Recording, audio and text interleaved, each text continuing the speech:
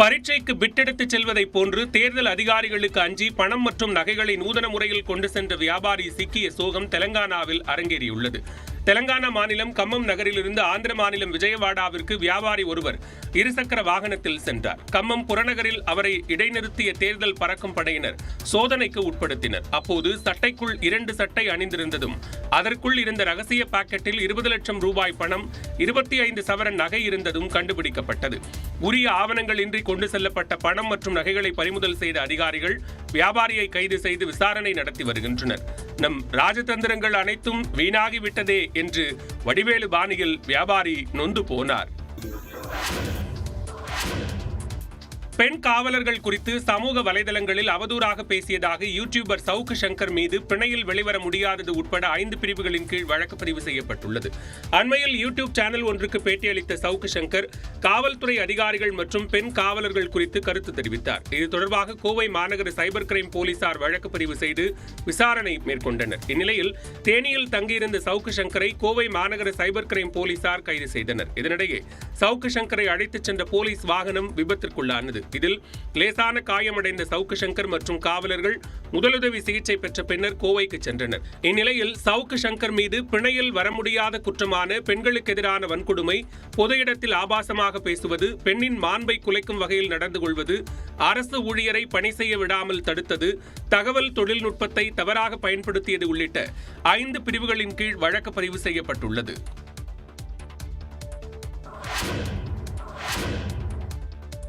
வடலூரில் வள்ளலார் சர்வதேச மைய கட்டுமானத்தை எதிர்த்து நாம் தமிழர் கட்சி நடத்தவிருந்த போராட்டம் ஒத்திவைக்கப்படுவதாக அதன் ஒருங்கிணைப்பாளர் சீமான் அறிவித்துள்ளார். வடலூரில் வள்ளலார் சர்வதேச மையம் அமைக்கும் பணிகளை தமிழ்நாடு அரசு மேற்கொண்டு வருகிறது. இதற்கு எதிர்ப்பு தெரிவித்து மாநில அளவில் போராட்டம் நடத்தப்போவதாக நாம் தமிழர் கட்சி அறிவித்திருந்தது. தேர்தல் நடத்தை விதிகள் அமலில் இருப்பதால் போராட்டத்திற்கு காவல்துறை அனுமதி மறுத்திருந்தது. தமிழ் பேரவை உள்ளிட்ட அமைப்புகளுடன் இணைந்து தடையை மீறி போராட்டம் நடத்தப்போவதாகவும் நாம் தமிழர் கட்சி அறிவித்திருந்தது.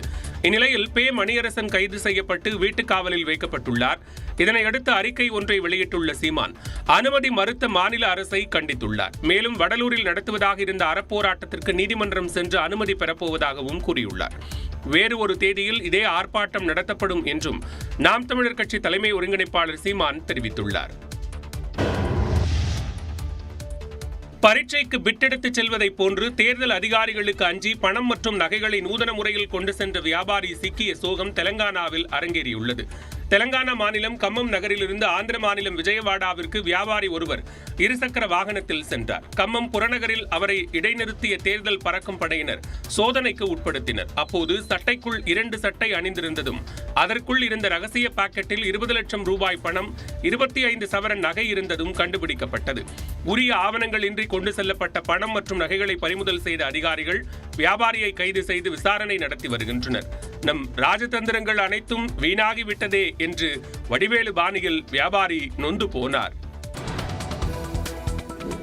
தென்காசி மாவட்டம் பகவதிபுரத்தில் தண்ணீர் தேடி வந்த காட்டு யானை உயிரிழந்தது. கிருஷ்ணன் என்பவரின் தோட்டத்திற்கு வந்த யானை நீண்ட நேரமாக அங்கேயே முகாமிட்டிருந்தது. இது குறித்து மக்கள் அளித்த தகவலின் அடிப்படையில் அங்கு வந்த வனத்துறையினர் யானையை விரட்ட முயன்றனர். ஆனால் யானை நகராமல் அங்கேயே நின்றதால் சந்தேகமடைந்த வனத்துறையினர் கால்நடைத்துறையினரை வரவழைத்தனர். நோய்வாய்ப்பட்டிருப்பதை அறிந்த அவர்கள் சிகிச்சை அளித்த போதிலும் யானை பரிதாபமாக உயிரிழந்தது. ஈரோடு மாவட்டம் கொங்கர்பாளையம் ஊராட்சியில் சீரான குடிநீர் விநியோகம் செய்யப்படவில்லை என்று கூறி சாலை மறியல் போராட்டத்தில் மக்கள் ஈடுபட்டனர். பவானி ஆற்றில் போதிய தண்ணீர் இல்லாததாலும் உள்ளூர் கிணறுகளில் இருந்து மின் மோட்டார் மூலமாக தண்ணீர் எடுக்க மும்முனை மின்சாரம் இல்லாததாலும் கடந்த 1 வாரமாக குடிநீர் விநியோகம் தடைப்பட்டுள்ளது. இதுகுறித்து பலமுறை புகார் அளித்தும் நடவடிக்கை எடுக்கப்படாததால் மக்கள் போராட்டத்தில் ஈடுபட்டனர்.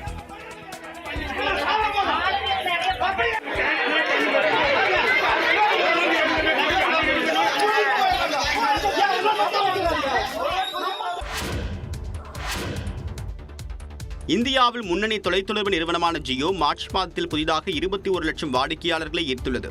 இந்திய தொலைத்தொடர்பு ஒழுங்குமுறை ஆணையம் வெளியிடக்கூடிய அறிக்கையில் கடந்த மார்ச் மாத நிலவரப்படி தொலைத்தொடர்பு வாடிக்கையாளர்கள் எண்ணிக்கை 119 கோடியே 90 லட்சத்தை எட்டியிருப்பதாக தெரிவிக்கப்பட்டுள்ளது.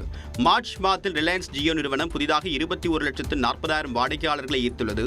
ஏர்டெல் நிறுவனம் புதிதாக 17 லட்சம் வாடிக்கையாளர்களை சேர்த்திருக்கும் நிலையில் வோடஃபோன் நிறுவனம் 6 லட்சத்து 80,000 வாடிக்கையாளர்களை இழந்துள்ளது. பிராட்பேண்ட் வாடிக்கையாளர்களை பொறுத்தவரை 92 கோடியே 40 லட்சமாக அதிகரித்திருப்பதாக தொலைத்தொடர்பு ஒழுங்குமுறை ஆணையம் தெரிவித்துள்ளது. நீலகிரி மாவட்டத்தில் வசிக்கும் பொதுமக்கள் நீலகிரி மாவட்ட பதிவு எண்ணான TN43 என்பதை பெற்றிருந்தால் அந்த வாகனங்களுக்கு இ பாஸ் தேவையில்லை என தெரிவிக்கப்பட்டுள்ளது. வாகன நெரிசலை தவிர்க்கும் வகையில் உதகை, கொடைக்கானலுக்கு செல்லும் வாகனங்களுக்கு வரும் 7ஆம் தேதி முதல் இ பாஸ் நடைமுறையை அமல்படுத்த வேண்டும் என சென்னை உயர்நீதிமன்றம் அறிவுறுத்தியது. இந்நிலையில் இ பாஸ் பெறுவது தொடர்பாக உதகை வட்டார போக்குவரத்து அலுவலகம் அறிக்கை ஒன்றை வெளியிட்டுள்ளது. அதில் சென்னை உயர்நீதிமன்ற அறிவுறுத்தலின்படி வரும் 7ஆம் தேதி முதல் நீலகிரி மாவட்டத்திற்கு வரும் அனைத்து வாகனங்களும் இ பாஸ் பெற்றே வர வேண்டும் என உத்தரவிடப்பட்டுள்ளதாக தெரிவிக்கப்பட்டுள்ளது.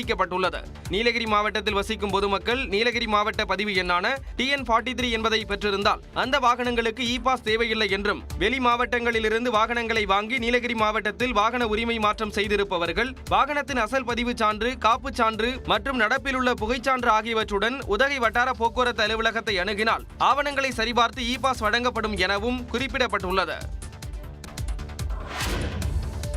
இந்தியாவில் கடந்த மார்ச் மாதத்தில் 79 லட்சம் பயனர்களின் கணக்குகள் முடக்கப்பட்டிருப்பதாக வாட்ஸ்அப் நிறுவனம் அறிவித்துள்ளது. இந்தியாவில் பயனர்களின் புகார்கள் மற்றும் அது தொடர்பாக எடுக்கப்பட்ட நடவடிக்கைகள் குறித்து வாட்ஸ்அப் நிறுவனம் மாதந்தோறும் அறிக்கை வெளியிட்டு வருகிறது. அதன்படி மார்ச் 1 முதல் 31ஆம் தேதி வரையிலான காலகட்டத்தில் 79,54,000 வாட்ஸ்அப் கணக்குகள் தடை செய்யப்பட்டிருப்பதாக இந்த நிறுவனம் தெரிவித்துள்ளது.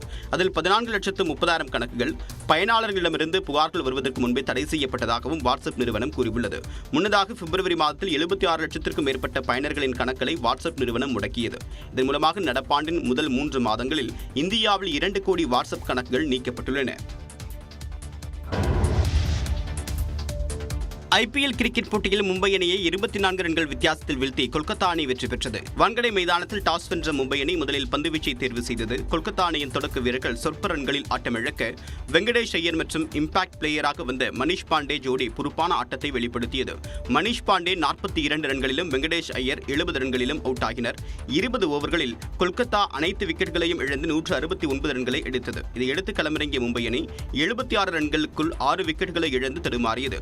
சூரியகுமார் யாதவ் அதிரடியாக விளையாடி அரை சதம் விளாசினாலும் மறுபுறம் விக்கெட்டுகள் மளமளவென்று சரிந்ததால் மும்பை அணி 19வது ஓவரில் 145 ரன்களுக்கு அனைத்து விக்கெட்டுகளையும் இழந்து 24 ரன்கள் வித்தியாசத்தில் தோல்வியுற்றது. நடப்பு தொடரில் மும்பை அணி 11 போட்டிகளில் விளையாடி 3 வெற்றி 8 தோல்வியுடன் புள்ளிப்பட்டியலில் 9ஆம் இடத்திற்கு தள்ளப்பட்டுள்ளது. இதனால் மும்பை அணியின் பிளே ஆஃப் வாய்ப்பும் மங்கியுள்ளது. மும்பை அணியின் பிளே ஆஃப் வாய்ப்பு மங்கியிருக்கக்கூடிய நிலையில் நிறைய கேள்விகளுக்கு விடை தேட வேண்டியுள்ளதாக மும்பை அணியின் கேப்டன் ஹர்திக் பாண்டியா தெரிவித்துள்ளார். 12 ஆண்டுகளுக்கு பிறகு வான்கடே மைதானத்தில் மும்பைக்கு எதிராக கொல்கத்தா அணி வெற்றியை பதிவு செய்துள்ளது. இந்த தோல்வி குறித்து பேசிய மும்பை அணியின் கேப்டன் ஹர்திக் பாண்டியா தங்களால் சரியாக பார்ட்னர்ஷிப்பை உருவாக்க முடியவில்லை என்று கவலை தெரிவித்தார். T20 போட்டிகளில் நல்ல பார்ட்னர்ஷிப்பை உருவாக்க முடியவில்லை என்றால் அதிக ரன்களை குவிக்க முடியாது என்றும் தெரிவித்தார். இதில் நிறைய வினாக்களுக்கு விடை தேட வேண்டியுள்ளதாகவும் அதற்கு சிறிது நேரம் பிடிக்கும் என்றும் தெரிவித்தார். தற்போதைக்கு சொல்வதற்கு எதுவும் இல்லை என்றும் பந்து வீச்சாளர்கள் சிறப்பாக செயல்பட்டதாகவும் ஹர்திக் பாண்டியா கூறினார்.